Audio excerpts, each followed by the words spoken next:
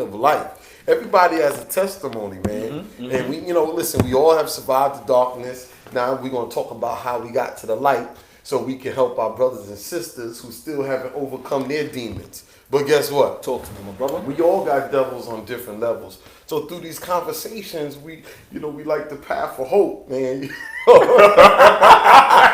So through conversation, and listen, I kind of forgot the intro. It's been this long. It's been this long. But, iron sharpens iron. Steel sharpens steel. So we can cut through the fog of despair into the hope of today. And listen, welcome to Conversations with Malik. And please don't forget to follow us at convoswithmalik.com, convoswithmalik.com. There you will find all our social media links. Apple, iTunes, Stitcher, Spotify, YouTube, Conversations with Malik. Instagram. We on Instagram. Con W Malik. And I'm here with the co-host with the most, Jeff Jones. How you doing, Jeff Jones? Yes, sir. Yes, sir. Yo, how you been? I'm feeling good, man. I mean, it's been a while. Just trying to kind of like adjust myself to the seat. That's how long it's been. Adjust to the seat? Adjust to the seat. Okay. and listen, so we kind of starting back off. I'm bringing some people back from the beginning. Yeah. We got a bunch of new people lined up for the new season. We're kind of starting back from the beginning. What's up? You need something? You can just give it to it. It's all right. We podcasting. It's fine. It's fine, right? And we're bringing some people back from the beginning. That's right. To kind of start where we came from. And I remember when we was in the den. Yes, sir. And one of our first people was DJ Lennox. DJ Lennox. When Ask about me. How you doing, DJ Lennox? That's right. And listen, so, this is my brother right here, man. Always. This is my man right here. I mean, at this point, it's just like family at this point. This is family, and he's here with his family. Yeah. Facts. I got the protege with me. That's right. Upcoming protege. DJ Ty Boogie Entertainment. DJ Ty Boogie. Come over here, Ty Boogie, real quick. Yeah, show the camera. That's the camera right there. Back up a little. Come right here and just say what's up to the camera. This Ty Boogie right here. He nice. Right. Yo, and he kind of remind me. He remind me of DJ Just. I remember when DJ Just was little. Yeah. And Herbie used to take him everywhere. That's right. Cause he's nice, and we gonna interview him. We gonna, and maybe we'll see what our time is like. Cause we got an 8:30 coming up, but we can always get him back. That's the future of DJs right there. And thanks for coming on. Ty Boogie. So listen, when you get big and you run in a radio station, remember I was one of the people that showed you love early on. and so look, man, we're back. The season officially kicks off next week. Yeah. I'm happy. I'm excited. I'm happy, man. I think the layoff has been a little too long. Yeah, but sometimes people do lay off sometimes. Most of the time. Yes. You always got to break it up. But thank God, we have shows that we've been doing that's in the vault. And we're gonna be going out. I got some stuff that I'm talking to some people about. I'm gonna be going out to them, talking to them. This is but different. I'm here with my boy, and I want to talk because this brother right here. Yeah, man. Let me tell you something. This summer, he's like been doing some performing and busy in front of beehives of people. What was this summer like, Lennox? Every summer is like busy, but this summer was a level up of busy, I would say, because of the concerts and all the stuff that happened. So, DJing in front of 11,000 people. It's a lot of people. It's a lot of people. What is that rush like?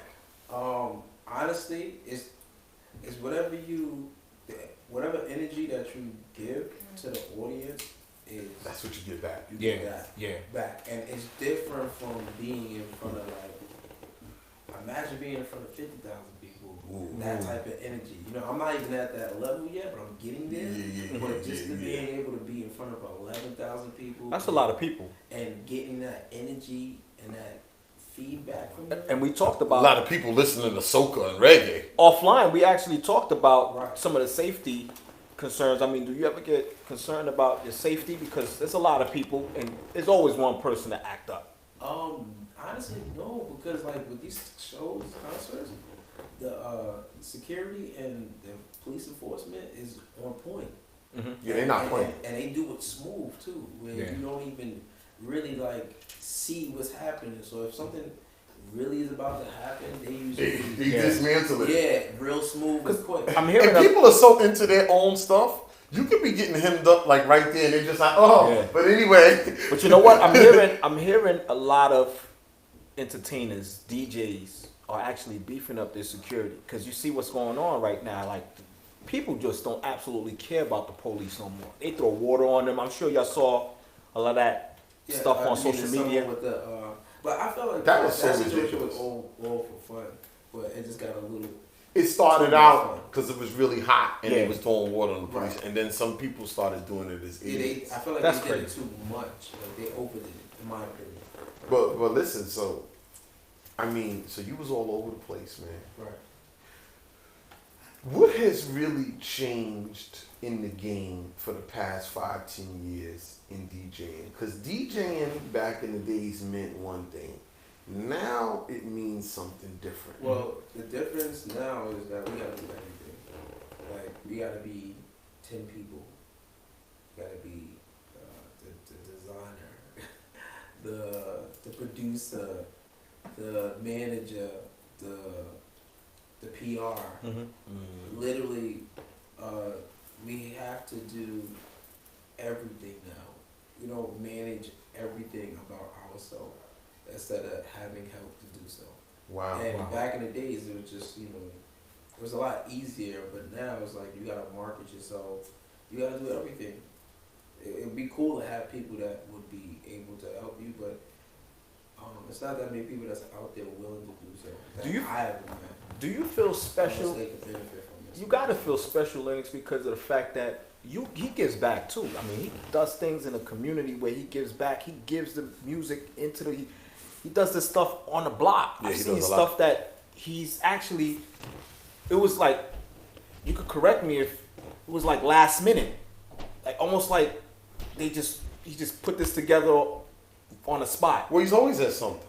And I'm sitting there and I'm like, first of all, listen, you see, you got families here. You got beautiful family. And they used to this too. Well, yeah, like my kids grew up in the business. My kids grew up in buses. My kids were bus kids, right? But I'm looking like, I mean, one Saturday I spoke to him and he said you had like, what, 4 events? And I'm like, how you? No, I think you said 5. I did like 4 or 5 events one day. Damn. The weekend of Labor Day, I did 15 parties from Thursday all the way to Monday. Maybe more, but I'm just gonna say. How do you pace yourself for that? That's honestly, crazy. it's like I'm a Sagittarius, so Yeah. I guess I was signed. We have like a tunnel vision. Mm-hmm. So literally, for years of me in DJing, I just go in there, I do what I gotta do, and I get out. Yeah. And focus on getting to the next event. Okay. So it's like if I walk in, whoever I see, what's up, get right to work, turn up for the crowd, make sure they have a good time, pack up, go to the next party. So it's work. Mm-hmm. Literally, that's Yeah, how I It's like work. Yeah. And everybody's getting their money's worth, absolutely. I kind of feel like since I don't speak as much, socializing, you know what I mean? Mm-hmm. And I'm really quiet, that I don't get, certain people overlook me or give me the acknowledgement that I'm supposed to give because they don't really know. And I always tell people, like, if you really want to know, you really have to watch me and watch what I'm doing to really see what I do. And Malik was one of the people that took the time out to actually check me out. Yeah. Mm-hmm. Yeah. You know what I'm saying? And once he took the time to check me out, he was like, yo, you been doing all of this whole time? And I was like, yeah. I mean, I've heard of Lennox for a very long time, and just getting the opportunity to meet him. But I'm not the type of guy that I'm not trying to be in everybody's face. Right. And he's not really everybody attention. he's not really quiet too. Like, I've gotten to know him and he talks. I mean, and when he gets comfortable around you, he does a lot of the talking. Exactly. And you're like, and he does oh, well with the talking too. no, he talks. He talks. Now you gotta know him, but You gotta know him. talks. Yeah. Right. But I've been on the phone with him for hours. Very comfortable. I talk about like me and him to talk like an hour and a half, 2 hours. Right. Like, And that makes him different because about stuff, business, Well, yeah. all that good you stuff. see a lot of DJs, you know, like forget about Kid Capri. I mean, that's all they do is talk. that's true. I don't really. But Kid Capri tour Rochdale down. Yeah, I heard. Friday. Well, I happened to make it there, so. Oh my yes. good. Yeah. He's I got the definitely. aftermath when I made it to the Kid Capri joint. And you know what? He said, because I was standing with somebody that he was talking to, and the person I was with, he had said to me, he said, damn man, I'm not gonna say how much he charged for the event. He said, damn, can you believe he charged this much for 2 hours? I used to pay him $200 and a couple of bags of some stuff to smoke on, right? He said, and so he got pictures from 30 years ago in Hampton, Virginia with Kid Capri. That's how Kid Capri, in Virginia, that's how they really got popping. But he was talking to the guy that I was standing with, and Kid Capri said, he said, yo, it's still something about coming to Queens. He said, it's something special about Southside Queens that I take it up. He said, because I know what I'm coming to. Yo, he said that. He said, it's something special about Bronx, so coming to... yeah. But they know. they know what time it is. Something special about coming to Southside. I agree. We have a stepping stone in our area of dope MCs. You know? And I felt like a lot of people from Southside blends in with everybody in the world. It's a fact. Yeah. You wherever you now, When let me make a find- statement. Like when you see people like, oh, I'm from Brooklyn, you always find somebody from Southside. You always find somebody, Somewhere. but you always find somebody from Southside behind the scenes running the show. I don't care what state you go to. That's a Yeah, fact. so handy. There's a hidden hand that's getting money, and you start talking, and you be like, he like, yeah, I'm from 107. It's up. You like, Wow. I'm from Yeah. 120 from Godbrew. I'm from. Yeah. I'm telling you, all across the country, and that's real talk. Right. In general, I feel just like from anyone just being from Queens in general, you know, anybody in Well, Queens in general, you're right. You know what I'm saying? Yeah, Queens in general. Plays a part in the music industry and other things too. Right. Because you always find somebody repping Queens that has, you know, made a lane or helped somebody or did something dope for the community or for people in general. Have anybody ever asked you, like, for instance, Lennox, like, I know it used to be like that back in the days with MCs. They always had a DJ. Right. That's how it was back in the 80s. Had anybody ever asked you to be a member of their group? I'm sure you've probably gotten that. Yes. People have asked me to do that. Yeah, because you know, you got EPMD, DJ Scratch.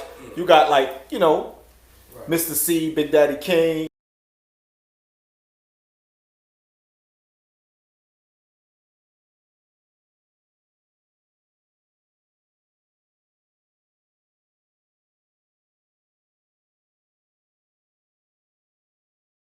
Time frame of my career. I've asked me. And me, I just try to help. Like a lot of the times too, these artists that come up to me, upcoming artists, and be like, "Yo, how much?" I'm like, "I'm not charging you to help you. All I care about is just don't forget me when you blow up. That's all I care about. You know what I'm saying? I don't mind. And it's I wanna almost help. like when you say that, you're You know what almost I'm saying? telling the person to forget you. You know what I mean? Just don't forget about me. The little Because help people that are, I did. I know You know what I people mean? are, Just don't forget man, about me. people you know, don't- blow up. I know. That's a fact. People, That's all I ask. And artists hit me up all the time. And they always throw money at me. I'm like, I don't want your money. I don't mind helping you. You know what I'm saying? Just give me the single record that you're pushing.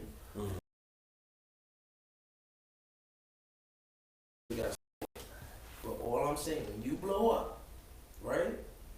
And you like, you know, you have the Grammys and all that. Just don't forget the little people like Lennox that played the part.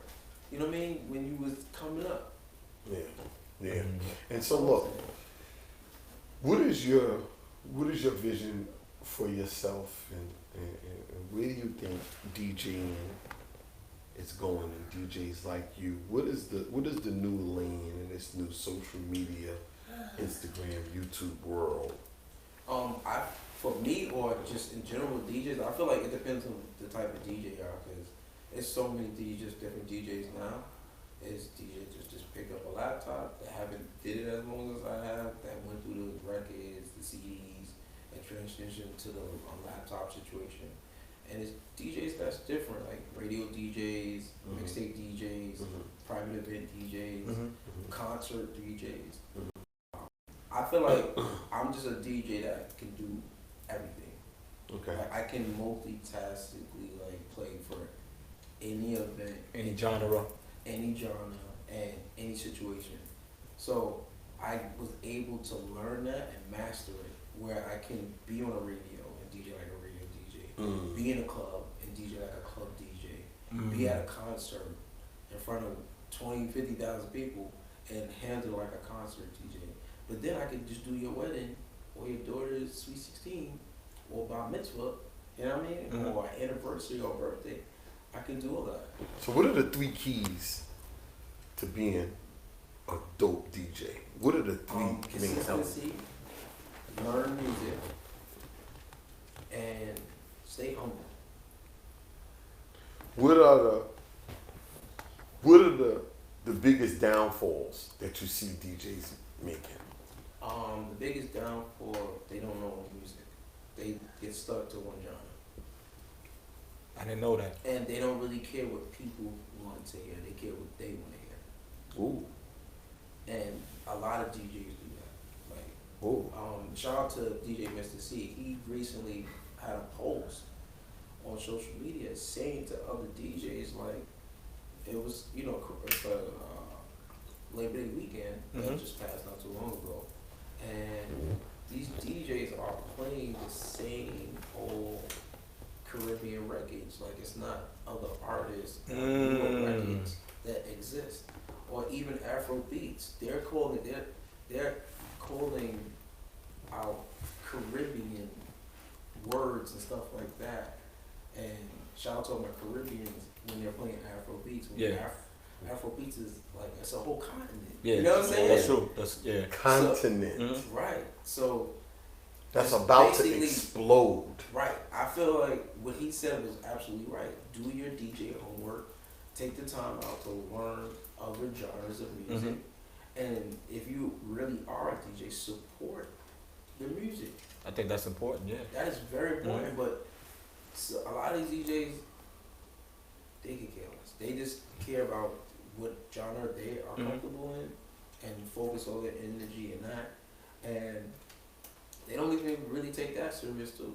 Do they you just think want to play the top 40 hot songs? Right, but do you think there's also a lane out of America that a lot of DJs, they kind of stay, they kind of maybe stay stuck here? Because I was thinking, I said, man, if I was a DJ, I might look to take my talents a little more abroad, because I can go abroad and kill them. It's traveling DJs. Yeah. Travel all the way around the world. I'm actually in the process of going through that stuff, where I have had the opportunity to travel to places to DJ, but I haven't did it as much as I want to because I keep getting grabbed. Keep getting grabbed. Keep getting grabbed from Yeah, which I'm not upset about. I'm cool with it. Oh yeah, because you're definitely working. Right. But sometimes what I noticed is, and I was just thinking about this, that even with some of the stuff that I do, I see that some of the things that I'm involved in keeps me from going on to other things. Yeah. And that I've had to kind of put some things in place to free myself up. I mean, I know your business is a little different, but like in my business, I've put some things in place that kind of freed me up to even grow in my own business, in my own lane, to take on other stuff. And plus, you gotta make time for yourself as well. Well, that's true. Yeah. How do